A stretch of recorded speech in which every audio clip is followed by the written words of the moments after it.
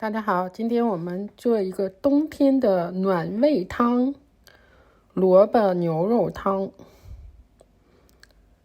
再加点土豆，冬天暖暖乎乎，我最爱喝这个汤了，而且下饭。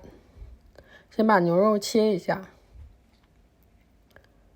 如果你有那种厚的大块的牛肉就更过瘾。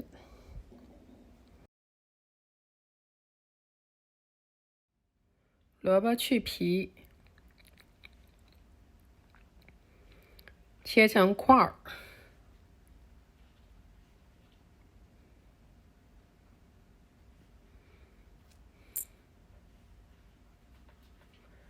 凉水下锅，把肉煮一下。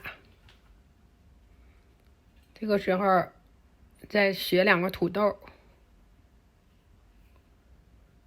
去皮。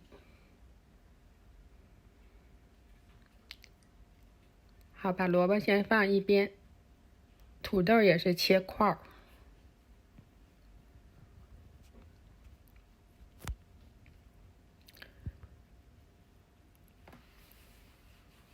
接下来把土豆放在微波炉里转一下，这样的话熟得快，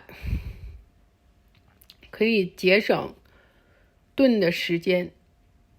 现在水开了以后，把牛肉拿出来，再用温水冲一下。用温水冲的牛肉不硬。接下来切点葱姜，烧油，把葱姜煸出香味儿，放入牛肉炒一下。